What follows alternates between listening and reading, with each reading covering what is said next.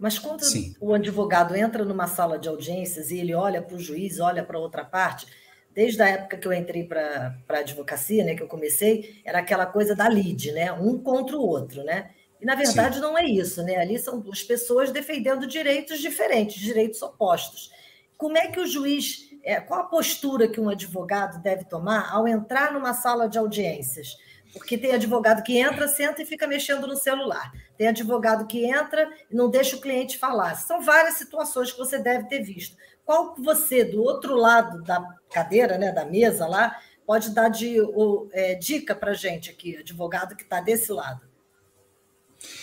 Então, Ieda, o que eu posso lhe adiantar ao longo desses quase 30 anos de sala de audiência é que eu presenciei muitas situações assim tristes, de ver a própria advogado destratando o cliente, falando alto com o cliente, ou muitas vezes querendo instruir a testemunha ali dentro da sala. Então, situações assim, sabe, desrespeitando a outra parte, desrespeitando o advogado e até mesmo o juiz, o promotor. Então, uma dica que a gente sempre costuma dar aos advogados é que eles tenham urbanidade, respeito, entendeu? Porque se eles estão ali numa sala de audiência, eles devem ter reverência às autoridades ali, que é o juiz, o promotor, com muita educação, sabe? E também com muito conhecimento. Porque o que existe de advogado que vai para uma sala de audiência totalmente despreparado,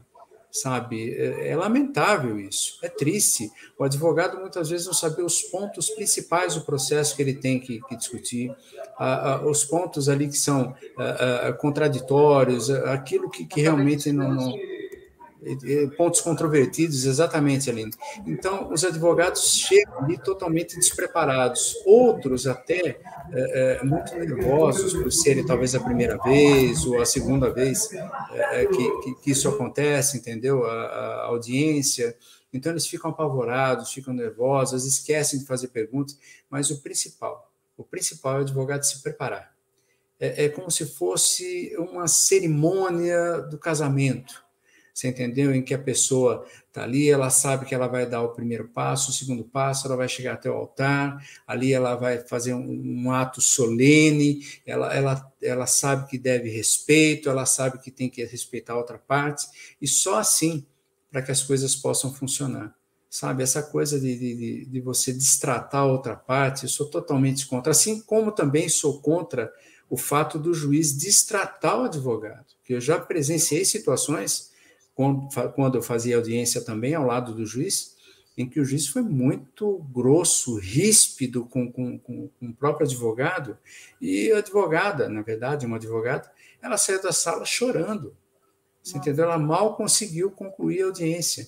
Então, aquilo, sabe, causa um mal-estar. Então, a dica que eu dou é, se prepare muito, estude o processo, respeite a outra parte, embora ela seja uma adversária, ela não é tua inimiga, você não precisa estar, sabe, ali toda hora combatendo, brigando, discutindo.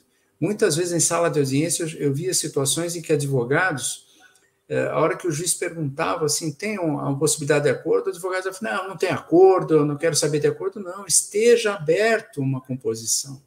Estude propostas, entendeu? Vá pelo menos com 3 propostas ali para você poder apresentar ao juiz e a outra parte e, quem sabe soluciona isso. Eu sempre fui a favor do acordo, da conciliação, mais vale, às vezes, até um mau acordo, né, como uma boa demanda. Então, é isso que eu incentivo o advogado a fazer, entendeu? É se preparar, respeitar e tratar com urbanidade, tanto o juiz, como as partes, como testemunhas, e é essa dica que eu dou, esse conselho que eu dou. Além de uma preparação técnica, conhecer bem o processo, como você falou, definir bem, eu sempre digo que esse ano eu vou completar 16 anos advogando e eu levo papel, caneta, eu faço uma estrutura, né, para fazer audiência, eu levo as minhas perguntas, eu escrevo tudo para não dar um branco na hora. Não tem essa de você pensar, não, vai sair tudo da cabeça. Não, você pode levar lá já basicamente que você vai perguntar, os pontos controvertidos que você quer debater ali, ou seja, uma preparação. Além dessa preparação técnica, a gente também tem que ter uma preparação psicológica, porque a gente não sabe o que vai encontrar, né, do outro lado, como você colocou muito bem, um juiz mais ríspido, né? Quando eu comecei a advogar, não tinha videoconferência, não existia processo eletrônico. E aí, Luiz, qual era a técnica? Era aí, quando eu não sabia fazer audiência, ainda no início da advocacia, eu ia e olhava a pauta uma semana antes. E eu sentava lá e assistia. E eu fazia considerações. Ele é grosso, ele não é grosso. Ele gosta que fale muito, ele não gosta. Eu observava toda aquela forma como ele conduzia, né? E eu tentava, obviamente, defender os direitos ali do meu cliente, lógico, trazer a técnica, mas eu já ia sabendo mais ou menos ali o que esperar, que é uma preparação, acho que um pouco psicológica. Com o tempo, sim, eu fui deixando de fazer isso, porque fui ganhando mais confiança e fui pensando assim, bom, se ele for grosso, se ele não for grosso, já não vai influenciar, com medo de talvez acontecer o que aconteceu com a colega, de sair chorona, até porque sou chorona mesmo, e talvez eu tivesse essa reação, né? E uma outra situação, assim, não querendo te cortar, mas já te cortando, lógico, é que hoje as audiências elas são gravadas. Você entendeu? Então, isso acaba, num eventual recurso, subindo para um tribunal, o tribunal vai ver ali o tratamento do advogado, sabe, o tratamento do juízo com relação à parte, você entendeu? Então, as pessoas têm que ter essa consciência, sabe? Não é um Big Brother ou uma fazenda ou qualquer coisa nesse sentido, que tem câmeras ali 24 horas, não. Mas a pessoa tem que saber que ali ela está para defender um direito de uma parte, ela tem um nome a zelar, entendeu? E ela tem a vida de uma pessoa nas mãos, e que para isso ela tem que se dedicar, tem que estudar, ela tem que se entregar ao máximo para defender o direito daquela pessoa, custe o que custar. Mas isso não é a qualquer preço, não é preço de você pisar na outra parte, não é preço de você desrespeitar a outra parte, o outro colega, não, sabe? Já ocorreu uma situação, Aline, que o advogado ele começou a tratar o outro advogado assim com rispidez, com grosseria, com gritaria, o juiz só deixando ali aquela situação. Eu pensei comigo, como é que isso vai acabar, né?